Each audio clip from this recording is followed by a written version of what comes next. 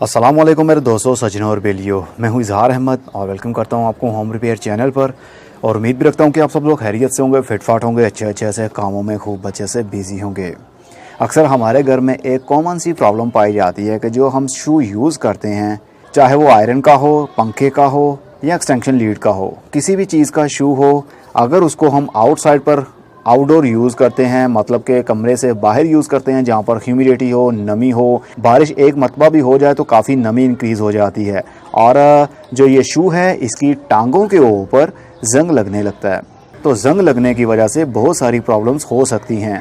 इस शू के थ्रू जिसको करंट मिल रहा है, जिस चीज़ को भी मिल रहा है, मे भी वो ख़राब भी हो सकती है और लाइट में वेरिएशन भी हो सकती है। अक्सर आपने नोट किया होगा जब ऐसे शू को अब लगाते हैं सॉकेट में तो चिड़ की आवाज़ आती है, चिड़चिड़ की आवाज़ आती है, चिंगारियाँ निकलती हैं सॉकेट से। और कंटिन्यूली जब तक आप वो चीज़ यूज़ करते रहें तो स्पार्किंग होती रहती है और चिड़चिड़ की आवाज़ भी आती है और बिजली भी हल्की हल्की सी निकलती है। उसकी रीज़न यही होती है कि जो ये पिन्स हैं, इसकी टांगे हैं, इनके ऊपर रस्ट लग चुका है, जंग लग चुका है, जिसकी वजह से ये प्रॉब्लम क्रिएट हो रही है। अगर इसको हल ना किया जाए या इस शू को चेंज ना किया जाए तो मे भी आपका बड़ा नुकसान भी हो सकता है, जैसे कि ये स्विच का पिघल जाना और उसके बाद में ये टांगे दोनों आपस में या अंदर वाली तारें आपस में मिल जाना। तो शॉर्ट सर्किट होने की वजह से बड़ी प्रॉब्लम भी क्रिएट हो सकती है, मतलब क्रिटिकल सिचुएशन और डेडफुल पोजीशन भी बन सकती है। इसलिए क्रिटिकल पोजीशन ना बन पाए, आप ऐसी चीज़ों के ऊपर फोकस रखा करें और टाइम टू टाइम उसको चेंज करते रहा करें।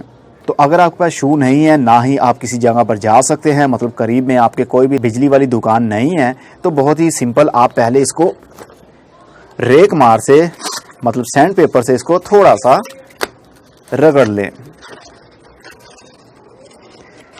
लेकिन ये परमानेंट सोल्यूशन नहीं है, क्योंकि एक मरतबा रस्ट लग जाए जिस चीज़ को, फिर वो जाता नहीं है। सिर्फ कंट्रोल कर सकते हैं, लेकिन फिर दोबारा से वो एक्टिव हो जाता है। इसकी टांग के ऊपर रखिए और इसको गोल गोल घुमाइए, रगड़िए इसको। ये देखिए वाइट सा नीचे से कुछ निकल रहा है, लेकिन ये परमानेंट सोल्यूशन नहीं है, इसको चेंज करना ही पड़ेगा आपको। सैंड पेपर से तभी आप रगड़िए जब आपको पता हो कि आपने कल इसको चेंज कर ही देना है, वरना रगड़ने से भी कई दिन आपके निकल सकते हैं। लेकिन सेफ्टी बहुत ही ज़रूरी चीज़ है आपकी लाइफ के लिए। लाइफ होगी तो ये चीज़ें तो चेंज करते ही रहेंगे हम। तो चलिए इसको चेंज करने का तरीका देखते हैं। ये इसके अंदर पेच है और इसको हम टेस्टर की मदद से खोलेंगे। ये टेस्टर है छोटे पेच खोलने के लिए और बिजली वाला काम करने के लिए ये यूज़ किया जाता है। मतलब 220 लाइव करंट का आपने काम करना हो तो इससे किया करें, ताकि आपको पता भी चल पाए जिस चीज़ के साथ आप खेल रहे हैं उसमें करंट तो नहीं है। अगर करंट होगा तो इसके अंदर बल्ब होता है, वो जल जाएगा, मतलब ऑन हो जाएगा। ये घर में आप बहुत आसानी से कर सकते हैं।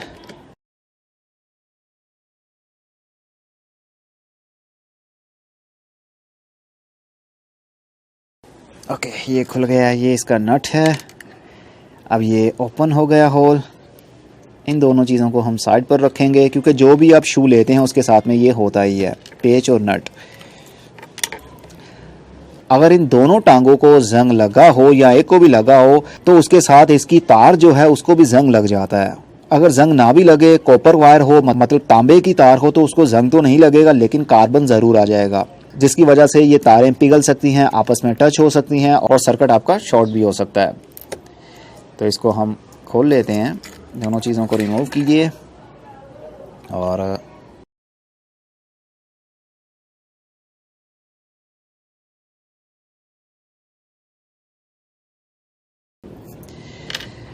ये देखिए, जैसा कि मैंने कहा था कि इनकी तारों का भी यही हाल होगा, कार्बन आया होगा या जंग लगा होगा।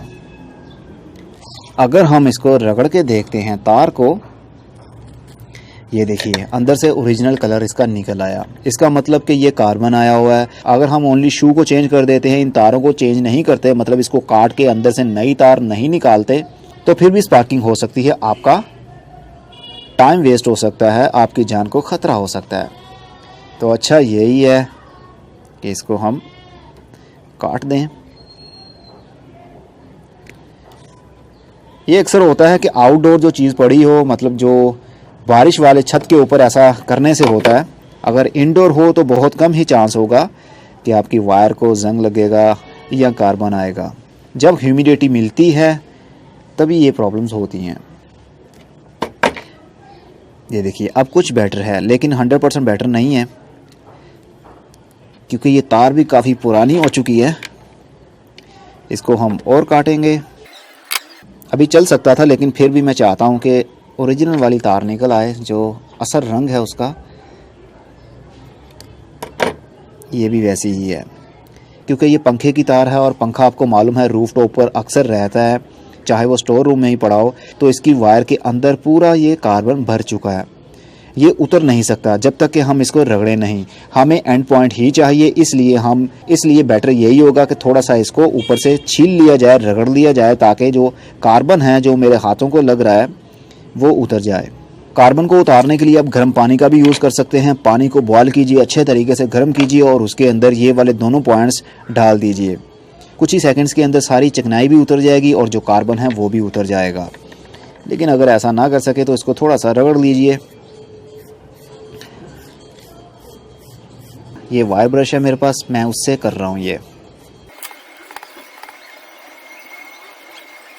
देखिए इसका ओरिजिनल कलर आ रहा है। ये जो कॉपर है, ये कॉपर हमें नज़र आने लगा है, मतलब तांबा। अगर बहुत जल्दी करनी हो तो फिर आप फाइल की मदद से भी कर सकते हैं, मतलब रेती की मदद से हल्की हल्की सी इसको रगड़िए और ये देखिए नीचे से इसका ओरिजिनल कलर निकल गया। ज़्यादा नहीं रगड़ना, नहीं तो तार ही आपकी बारीक हो जाएगी। ओके, ये सही है इतना। अब इसको ट्विस्ट कर लेंगे हम दोनों तारों को। अब हम नया शू लेंगे और फिटिंग सभी की एक जैसी होती है। इससे भी मतलब टेस्टर से भी आपका ये 4 मुंह वाला पेच खुल जाएगा। ये देखिए नट नीचे और इसको उल्टाएंगे।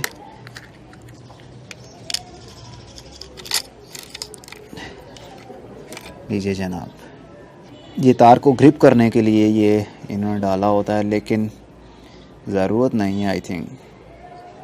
इसको फिर भी लगा देते हैं हम। तार मैंने कुछ ज़्यादा ही छील दी थी, इसको दोबारा इसके बीच में डालते हैं। पहले हम इसको शू अच्छा लीजिए। शू 15 रुपए का भी मिलता है, 10 रुपए का भी मिलता है और 20 रुपए का भी। ये वाला 20 रुपए वाला है। इसकी जो टांगे हैं मेन चीज़ यही होती हैं, ये थोड़ी सी थिक होनी चाहिए। मतलब इसका जो लोहा है ये देख सकते हैं आप, मे भी ये हो सकता है स्टील हो, मे भी हो सकता है सिल्वर भी मिक्स हो, मे भी हो सकता है कि लोहा भी हो, ऊपर इन्होंने कोटिंग की हो सिल्वर की। ये आप देख सकते हैं। ये काफ़ी इसकी दीवार काफ़ी मोटी है और जो पुराने वाला था वो आप देखिए कितना पतला है। ये वाला जो पुराना है ये तो बिल्कुल पतरी लग रही है, बारीक सी पतरी हो, और ये काफ़ी मोटा है इसलिए ये काफ़ी अच्छा भी रहेगा।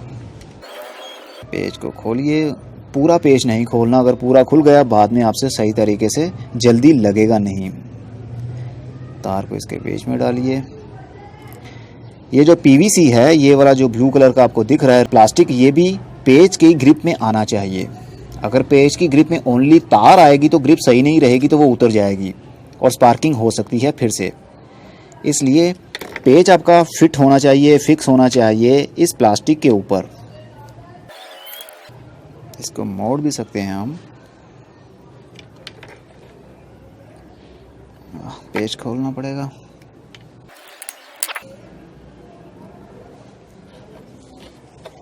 दोनों को बराबर अंदर जाना चाहिए। ऐसा नहीं है कि एक बिल्कुल ही अंदर हो, जिस तरह के फॉर एग्जांपल ये वाली तार, एक तार बहुत अंदर चली जाए और एक बाहर निकले, तो ये सही तरीके से फिट नहीं हो पाएगा शू के अंदर। इसलिए बिल्कुल दोनों बराबर की तारें अंदर होनी चाहिए। ओके,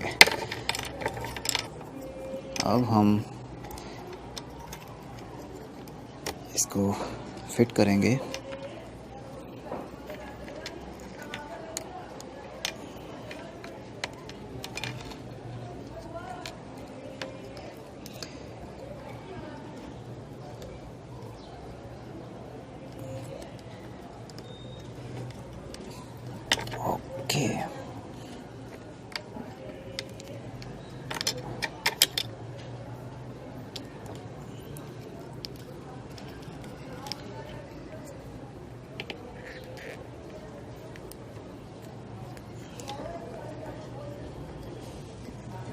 नट लगाने की कोई ख़ास जगह नहीं होती, जैसी जिस मर्ज़ी साइड पर आप नट लगा सकते हैं, चाहे तो इस साइड पर लगाइए, चाहे तो घुमाकर इस साइड पर।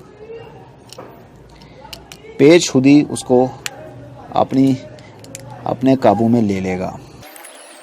ये बहुत ज़्यादा टाइट नहीं करना, नहीं तो अंदर जो सपोर्ट होती है उसकी वो टूट सकती है, क्योंकि वो प्लास्टिक की है। तो अब ये हमारा जुड़ चुका है। बस ये थोड़ा सा ज़्यादा कट लग गया मुझसे। मैं चाह रहा था तार को और काटूं, लेकिन काटने का फ़ायदा नहीं था, पूरी तार के अंदर ही कार्बन था। जहाँ से करंट इन होना है वो चीज़ हमने रगड़ ली और कार्बन को रिमूव कर दिया। अब हमारा ये शू बिल्कुल सही से काम करेगा और जो इसके आगे चीज़ लगी होगी वो भी सही से चलेगी। होपफुली आपको शू चेंज करने का तरीका पता चल चुका होगा और जंग वाले शू क्या क्या नुकसान है वो भी आपके साथ मैंने शेयर कर लिया। अब मैं चलता हूँ। खुदा हाफिज़, good bye, see you and tata, और अपना बहुत सा ख्याल रखिएगा।